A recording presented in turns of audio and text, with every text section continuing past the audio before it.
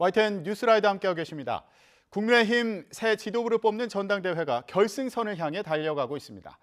역대 최고 투표율을 보일 정도로 관심이 높은 가운데 후보들 사이의 신경전도 더 뜨거워지고 있는 상황인데요. 임경빈 시사평론가와 함께 얘기 나눠보겠습니다. 안녕하세요. 안녕하세요. 네, 자 본격적인 얘기 나눠보기 전에 먼저 키워드 보고 시작해 보도록 하겠습니다. 첫 번째 키워드 보여주시죠. 네, 첫 번째 키워드 내가 유리하다. 자, 역대급 투표율이 나온 가운데 후보들이 한 목소리로 내가 유리하다 이렇게 얘기하고 있습니다. 네. 예, 평론가님 보실 때는 누구한테 유리한 것 같으세요? 뭐 사실 이제 후보들이야 다 아전인수격으로 할 수밖에 없는 거긴 한데 예상보다 더 투표율이 많이 나와가지고 이렇게 되면은 사실은 어느 한쪽이라고 딱 이제 짚어서 얘기하기 어렵게 모든 후보군들이 다 총결집을 하는 양상이다. 뭐 이렇게 봐야 될 것 같아요. 그래서 뭐 친윤계만 좀 더 결집했다, 뭐 비윤계가 더 결집했다 이렇게 보기는 어려울 것 같고 양쪽 진영이 다 총결집을 한 상황이기 때문에 유리한지 여부를 따지기는 일단 좀 쉽지는 않은데 일단 1차적으로 보면은 변수가 생긴 거기 때문에 변수가 생기는 거는 1등 후보가 가장 좀 피하고 싶은 겁니다. 가능하면 예상 범주 안에서 움직이는 게 대세론을 이제 형성한 후보는 그게 좋은데 그럴 수 있겠네요. 하나라도 변수가 생기면 혹시 어떻게 될지 모르는 거기 때문에 김기현 후보가 이제 뭐 1차적으로는 불안한 부분이 있을 거예요. 근데 다만 지금 투표를 봤을 때는 모바일이 45%가 넘게 나왔기 때문에 여기에 이제 ARS가 더해지고 그리고 최종 투표율까지 더해지면 60%대 나올 수 있다는 얘기까지 나오거든요. 이렇게까지 높아지면 이거는 강성 지지층의 결집까지도 역으로 유도할 수 있는 상황이라 이준석계가 기대했던 것보다 너무 높다. 이런 얘기도 또 나옵니다. 그래서 이게 지금 단순히 투표율만 가지고는 누가 참여했는지를 가르기가 어려운 상황이라 누가 정확하게 유리하다 이게 딱 단정하기 좀 쉽지는 않습니다. 이미 이전에 전당대회 최고 투표율을 넘어선 거잖아요. 이미 넘어섰죠. 모바일만으로. 네. 그러니까 휴대전화 가지고 이게 어플로 하는 거예요. 그렇습니다. 모바일 투표. 네. 근데 ARS라는 거는 전화가 오면 받아가지고 이제 투표를 하는 건가 보죠? 그렇습니다. 그러니까 모바일 투표 같은 경우는 일단 그 당에서 문자 메시지를 보내고요. 그 문자 메시지를 클릭해서 모바일로 투표에 참여하는 방식인데 ARS 같은 경우는 이제 모바일에 참여하지 않은 당원들한테 당에서 또 이제 전화를 걸어서 그걸 받는 방식 조금 수동형으로 바뀝니다. 근데 이제 다만 예전 같으면은 우리 이제 중장년층들이 이제 모바일에 익숙하지 않아서 대체로 청년층의 참여가 높을 것이다라고 추론을 했었는데 이번에 양상을 보니까 그렇지 않은 것 같다는 거죠. 워낙에 이제 중장년층들도 이제 모바일로 뭘 하는 거에 대해서 능숙해진 상황이기 때문에 예전하고는 양상이 조금 다르다. 그래서 이제 이게 단순히 청년층의 참여 비율이 높다라고만 단정하기는 쉽지 않은 그런 상황으로 좀 보여집니다. 그렇군요. 오늘부터 이틀 동안에 이제 ARS 투표가 진행이 되니까 이미 역대급 최고 투표율을 기록을 했는데 이걸 넘어서 이제 50%, 60%대 투표율까지 예상이 되는 그런 상황인 거고 그렇습니다. 모바일 투표는 젊은 층에 유리하니까 이거 천하람 후보 측에서는 이제 천하람 후보한테 유리한 거 아니냐 이렇게 해석을 할 수도 있는 그런 상황인데 그런 전망을 하고 있는 것 같더라고요. 그렇게 해석을 하고 싶어 하는 거죠.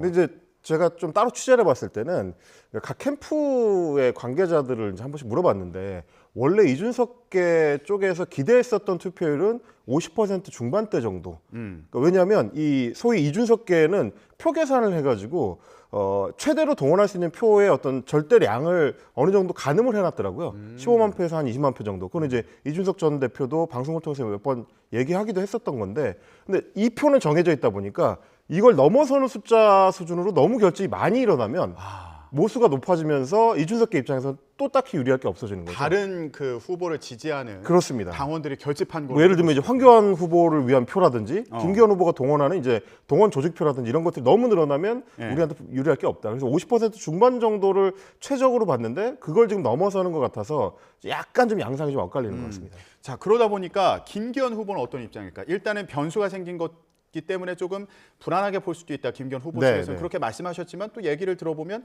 이거 오히려 또 결집을 할 수도 있다. 이거 투표율이 높네 이러면서 불안한 그 김기현 후보의 지지층들이 결집할 수도 있다. 이런 분석을 해주셨는데 자, 이거 결선 투표까지 갈지 아니면은 1차 이 투표에서 결론이 날지 이거 전망 좀 어떻게 볼 수 있을까요? 이게 굉장히 어려운 상황이 됐습니다. 그러니까 저는 사실 지난주까지만 하더라도 1차 투표에서 끝날 가능성이 높다. 지금 지지율의 양상을 봤을 때는 아무래도 뭐 거의 뭐 마지막으로 갈수록 뭐 김기현 후보의 지지율이 50%에 가깝게 근접하는 양상을 보이고 있었거든요.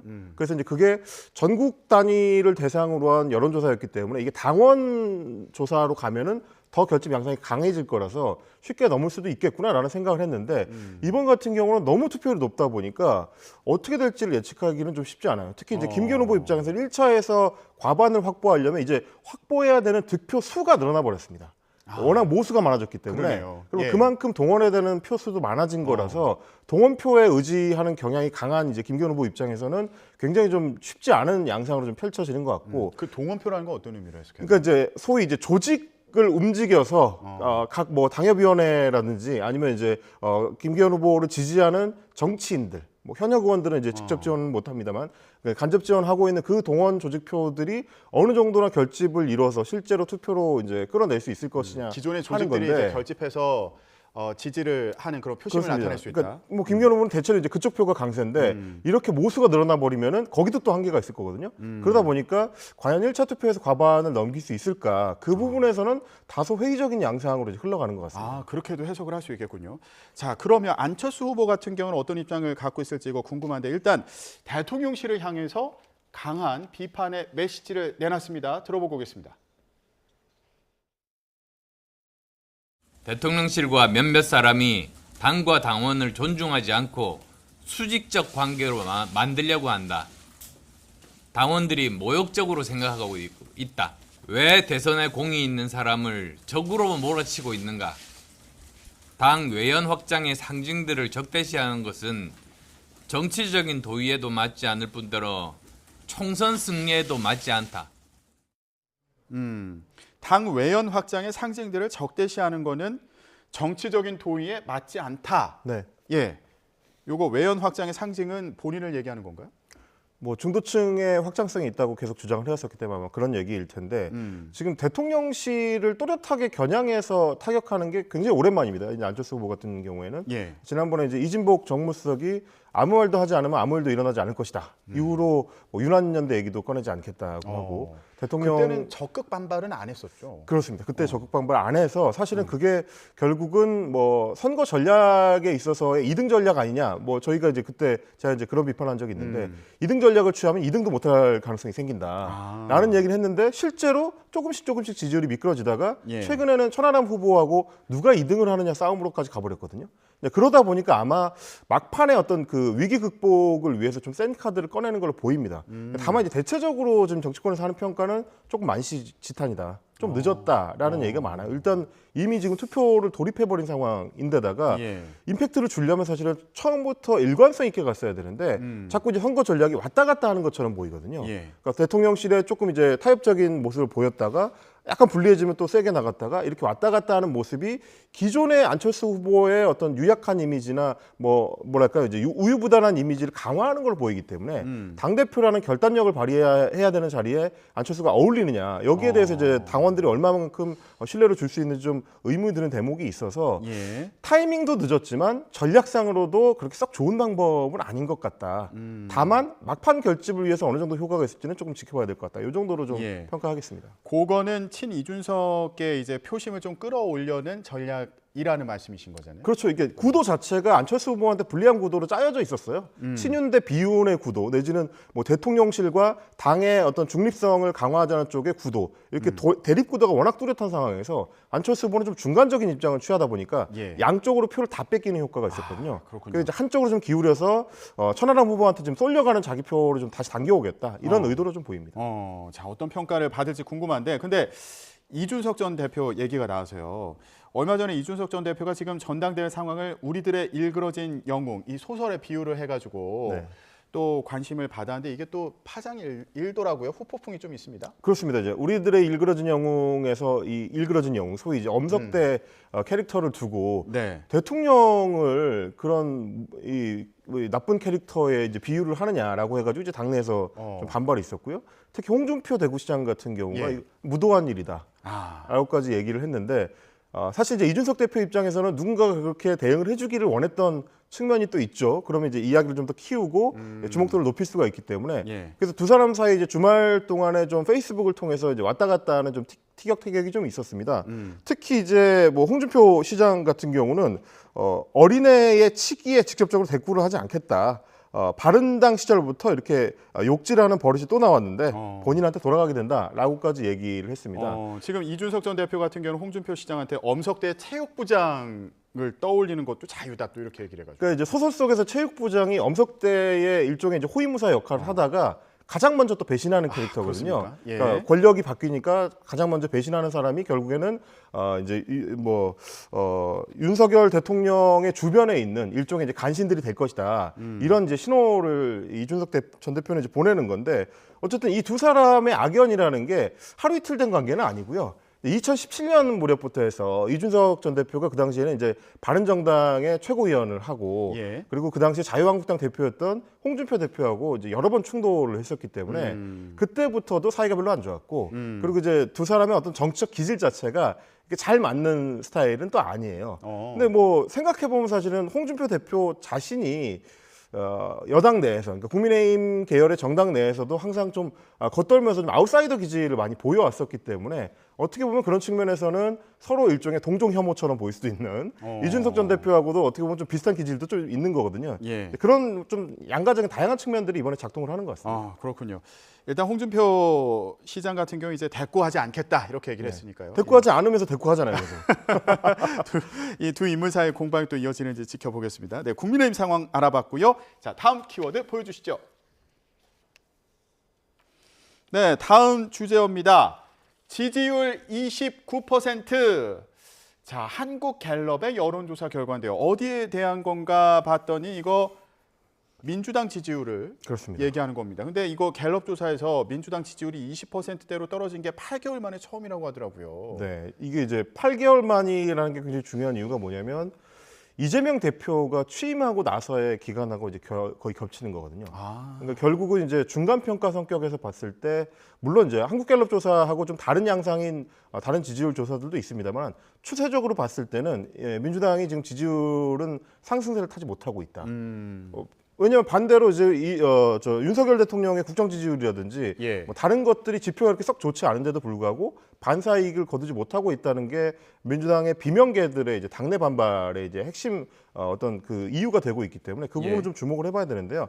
다만 방향성이 두 가지가 다 나왔습니다. 이번 경우는 좀 지지율이 지난 조사에 비해서 많이 떨어졌는데 40대에서 많이 떨어졌고요. 그리고 이제 호남에서 민주당 지지율이 많이 떨어졌고, 예. 그리고 서울에서 크게 빠졌습니다. 예. 이거는 이제 양가적인 측면이 다 있는 거예요. 40대하고 호남에서 빠진 거는 아마도 민주당 당내 비주류들이 이재명 대표의 표결에 있어서 반란표를 행사했던 거, 그런 당내 분란에 대한 어떤 반발 심리가 많이 작용한 걸로 보이고요. 말하자면 이재명 대표를 지키고 싶어하는 반발 심리에서 민주당에 대한 그 표심이 그러니까 지지가 빠져버린 거. 그게 호남과 40대의 마음이라면 서울에서는 중도층적인 입장에서 봤을 때 민주당이 이재명 방탄한다. 이거에 대한 반발 측면에서 서울에서 빠졌을 가능성이 있습니다. 예. 그러니까 이제 민주당 입장에서는 굉장히 좀 어려운 국면인 거예요. 이쪽으로도 갈 수도 없고 저쪽으로도 갈 수도 없는 예. 두 가지가 다 지금 당을 흔들고 있는 상황이기 때문에 이재명 대표나 지도부 입장에서는 굉장히 좀 어떤 절묘한 선택을 강요받고 있는 어려운 상황이다. 그러게요. 이 지지층 사이의 갈등도 또 심각해 보여서 이낙연 전 대표 제명해야 된다 이런 청원이 이제 그 홈페이지에 올라왔잖아요. 민주당 홈페이지에. 근데 여기에 대응해서 이재명 대표 제명해야 된다 이런 청원까지 또 올라와 가지고요. 네. 이거 갈등이 갈수록 점점 심해지는 것 같습니다.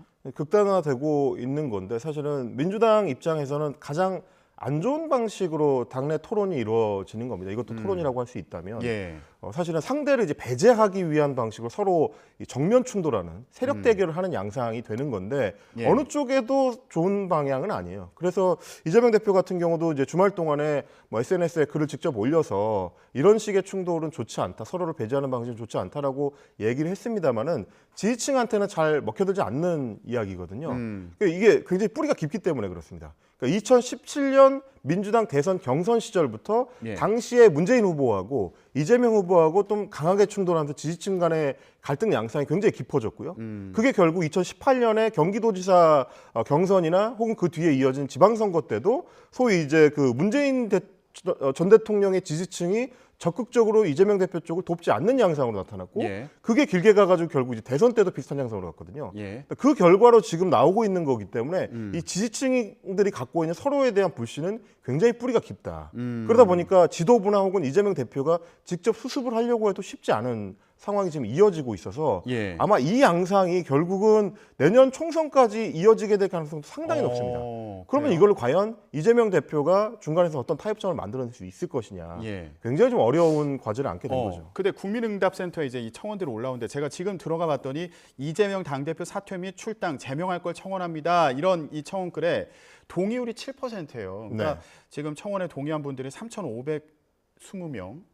근데 앞서서 이낙연 전 대표 이제 제명하자 이런 청원에는 굉장히 빨리 그 많은 사람들이 또 동의를 하지 않았습니까? 이게 6만 차이가 명을 있는 것 넘긴 걸로 같아요. 보이더라고요. 네. 7만 명 가까이 나왔는데 이거 좀 속도의 차이가 있네요. 이건 왜 그럴까요? 속도 차이도 있지만 뭐 워낙 그 세력의 차이가 사실 압도적이거든요. 지금 이제 당내에서는 이재명 대표에 대한 지지세가 워낙 여전히 견고하게 유지가 되고 있고 지난주에 있었던 여론조사 같은 경우를 보니까 뭐 거의 뭐 90%에 가까운 수준으로 당내에서 여전히 이제 지지한다는 여론들이 많이 나오던데 그러다 보니까 비명계 입장에서도 승부수 던지기가 쉽지 않아가지고 지금은 표결에서는 이재명 대표에 반대한다는 양상을 보여줬는데 그 뒤에는 적극적으로 나서는 사람들이 많지 않거든요. 네네. 그러니까 아직도 이재명 대표의 지지세가 당내 지지세가 견고하다. 그렇기 때문에 갈등이 잠재는 하지만 그리고 오래 갈 수는 있지만 쉽게 밖으로 분출돼 나오기는 쉽지 않은 상국이다. 그러면은 이렇게 봅니다. 비명계에서 이재명 대표 거취 표명해야 된다 이렇게 얘기를 하는 경우도 있는 것으로 전해지는데 네. 실제로 이게 뭐 효과를 거두기는 쉽지 않겠네요. 쉽지 않죠. 워낙 지금 당원들의 지지세가 이제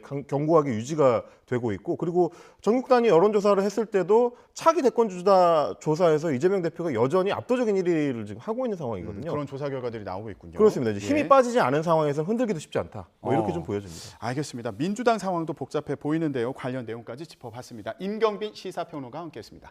고맙습니다. 감사합니다.